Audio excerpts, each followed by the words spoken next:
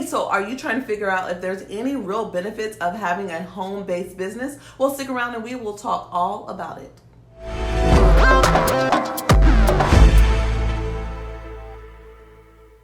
Hey, welcome to Home Child Care Trainers, your YouTube channel for tips, tricks, and training, all in the area of caring for children. This is your first time. Welcome. I'm Sarapia. I am a master registered trainer in the state of Texas. Here we help you to start, grow, and succeed as home child care providers.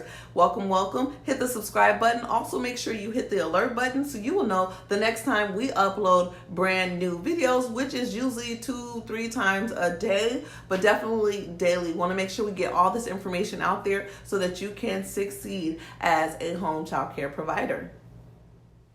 Hey, so this next individual is going to tell you exactly why it is very wise to have a home-based business. She's going to go into detail, so make sure you have your pen and paper ready. I'm providing all the links to all the information she is talking about, so you enjoy.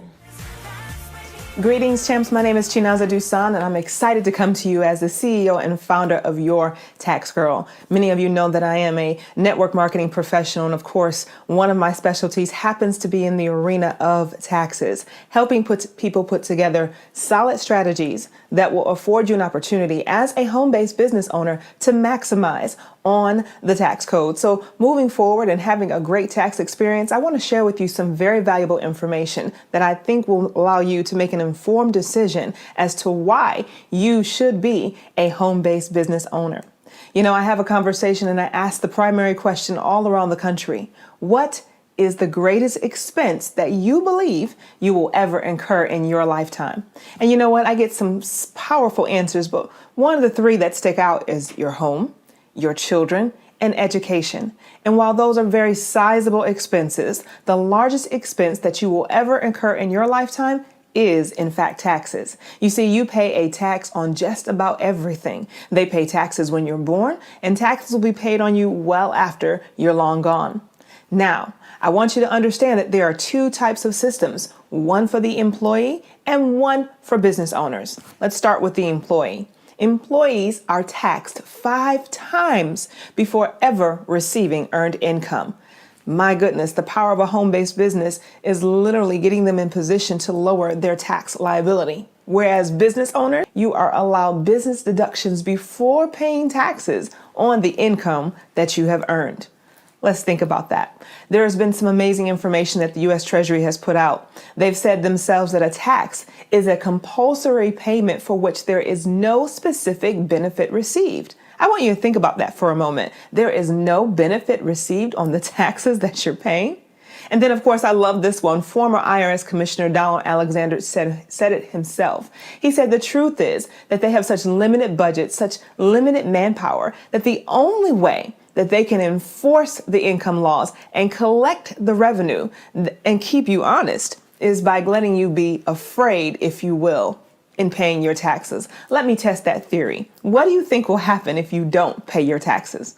The common answer is jail, right? Well, I'm going to tell you something. Tax evasion is indeed illegal, but tax avoidance, well, folks, it's not illegal. You get a raise understanding every time you can legitimately avoid paying a tax on something. And that came from CPA Mr. George Brown himself. So again, what we're talking about today is tax avoidance, legitimately avoiding paying taxes. Let me talk about how.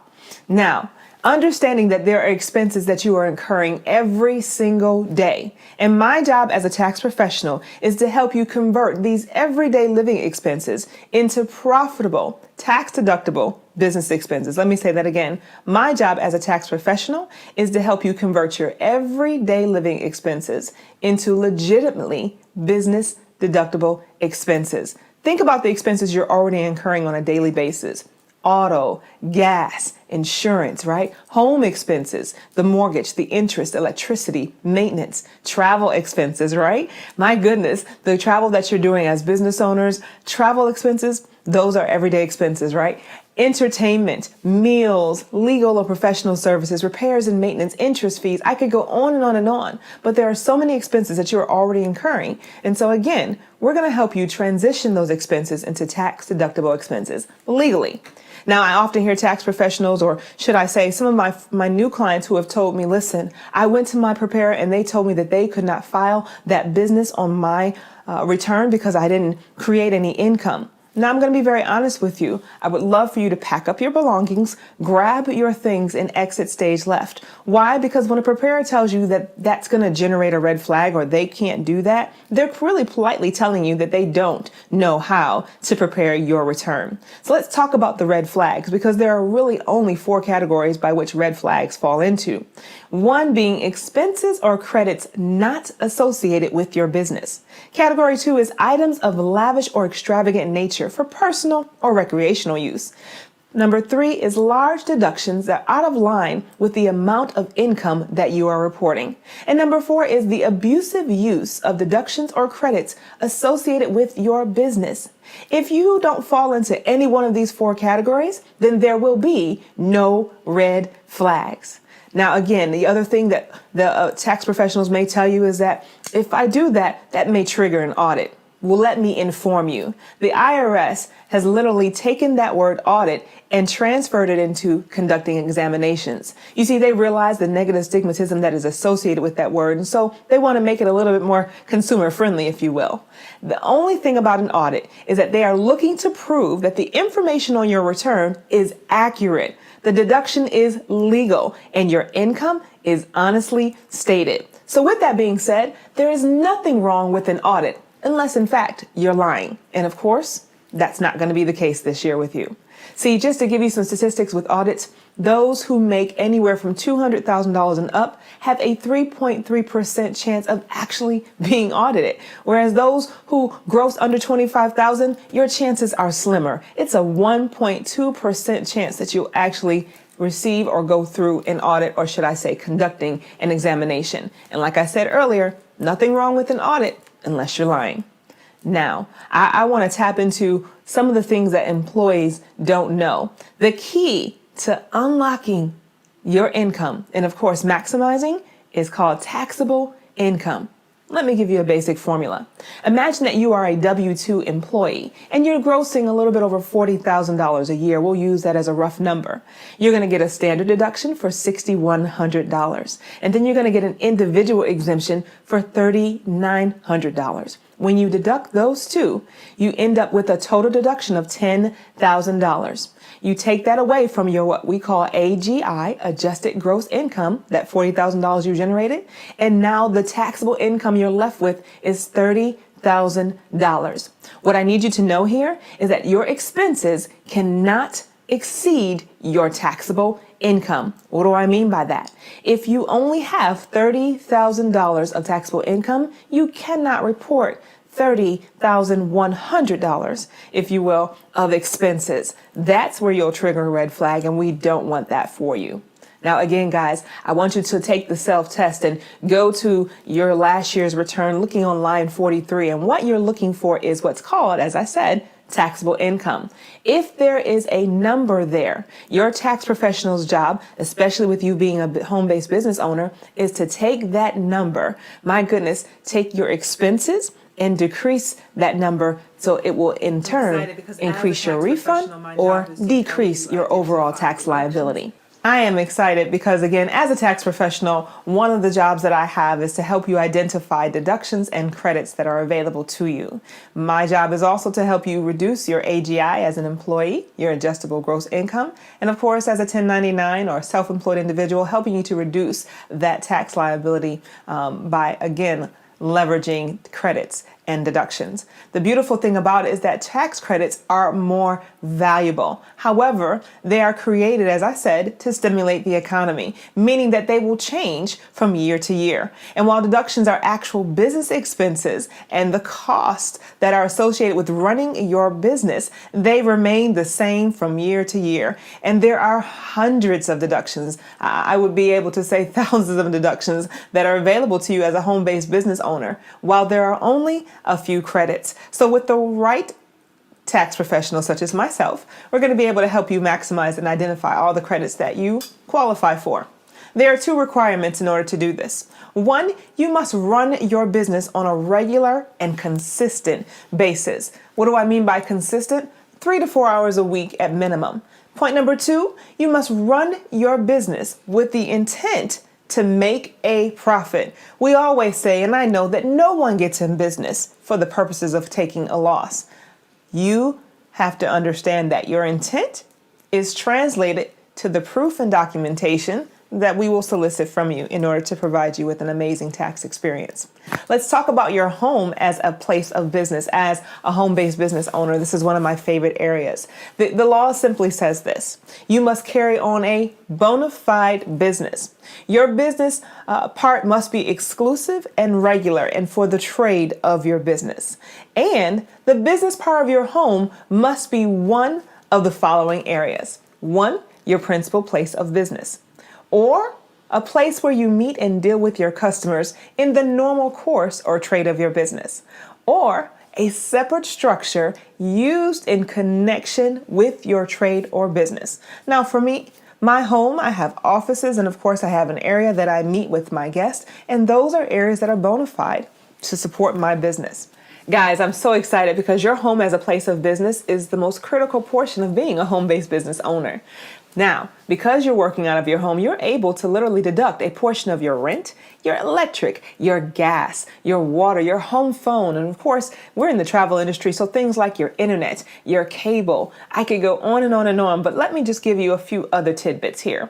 You see, those of you who have mortgage interest, you're in a great position, especially those of you who are also paying property taxes. You see, from your bank, you're going to receive what's called a 1098, which normally gets filed on a Schedule A. But now, because you're a home-based business owner, it'll also be filed on Form 8829, which is a form that serves for the business use of your home. And of course, you're able to tap into that double deduction because it gets filed on both forms. Now, again, guys, think about that. You have insurance, you have repairs and maintenance, you have utilities. All of these, and a portion thereof, qualify as legitimate deductions for you, the home-based business owner. Now, I get excited because I know that you've got that jazzy vehicle, you've got that car, but guess what? We can now convert that vehicle into a home-based business vehicle, your company vehicle, right? Now, every time you leave your home, it could be for the potential business expense, right? You may be, or in most cases are, in the pursuit of profit. I want to recommend that you get a sign, a car sign, advertising your business. Because at the end of the day now, you can earn 56.5 cents for every single mile that you drive. And of course, you simply have to identify the circumstances where you can redirect those expenses to a tax deductible event.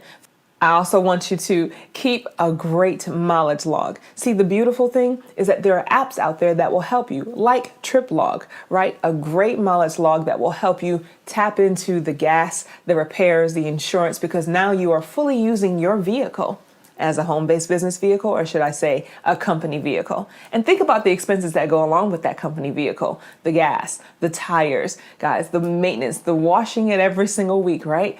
You want to make sure that you're in position and, as I say, in pursuit of profit. Your meals and entertainment, another amazing deduction that home-based business owners absolutely love. You see, your meals and entertainment in the realm of business should serve as a way for you to do one of 3 things. 1, generate income. 2, create goodwill. 3, thank your employees, your contractors, your business partners, your sideline partners, however you categorize them, for a job well done. And of course, you must be able to document and show that this was done on the same day. Of course, show that you held a business meeting to, again, create income in pursuit of profit, of course, or for a purpose, or should I say business benefit. And again, you can also find a way to deduct your spouse's expense, because if you can show that the purpose for the spouse was clearly for business, then the spouse cost is also a tax deduction. Now, also as a home-based business owner, there are operational expenses like office, like gifts that you give out. I call it the Oprah Winfrey effect. Every single year, Oprah would give out all these amazing gifts. See, what I've come to know is that she files the same exact tax forms as you and I. She just has a few more zeros on the end of hers. The beautiful thing is that you don't give those gifts out from your personal side. You let your company give those gifts out. You put your logo, your business cards, attach them to the gifts, and you give those away, making those operation expenses. You also have business uniforms and clothing, business image maintenance, things you got to get together, like your hair or your barber. These are things, depending upon what you do as a home-based business owner, that you may be able to leverage moving forward. You also have cell phone expenses. another operational expense of being in business. Now, here's one of my favorite expenses, being able to hire your children. And most of you know me, so as a single mom of 2 children, I love the fact that children between the ages of 7 to 17 can receive and offer you up to a $6,100 deduction per child. You see, on that Schedule C, there are 24 areas by which we categorize. And one of those areas, of course, is contract labor. Children present a tax-free option for you. Why? Because they are not subjected to payroll taxes. Now, again, the rules of engagement are very simple. You must have a W-9 on file for that child. You must provide a 1099 for the income that you've paid out to that child. And you must create a contract for the services performed. And again, there are a couple of things that I don't want you to do. My job is to help you audit-proof your business. So one thing you must do is purchase a business. Go to your Secretary of State, set up your corporation. Get a DBA or an assumed name, go to the IRS and apply for your EIN. It's absolutely free. Open a business account, because what the government does not like to see is the commingling of your funds. And of course, one, you can do it through a DBA, doing business as or assumed name, and of course an EIN that stands for your employment identification number. And of course, you're able to now have a business account and deposit your income without the fees, tax-free. A couple of things I want you to consider. I often hear people tell me, listen, my preparer did not allow me to add my business onto my return. And I want to tell you that amending your previous returns does not hurt to have a second look. I want you to revisit the last 3 years of which you filed taxes. Check line 43. Let's see if there's something on there, because we don't want you to leave any money on the table. When you look at line 43, that'll tell me as a preparer how much money that you've possibly left on the table. And so again, guys, I want you to remember this. In order to have an amazing tax experience, documentation beats conversation every single time. Document, get organized, and of course, let your tax girl help you and, of course, provide an amazing solution, a solid strategy as you move forward as a home-based business owner.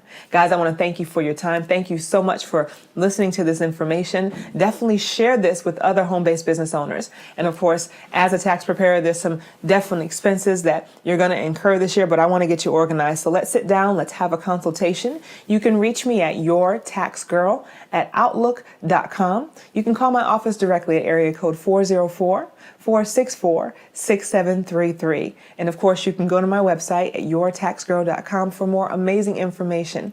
Let's get you started. I'll see you at the top because the bottom is just too crowded. Thank you.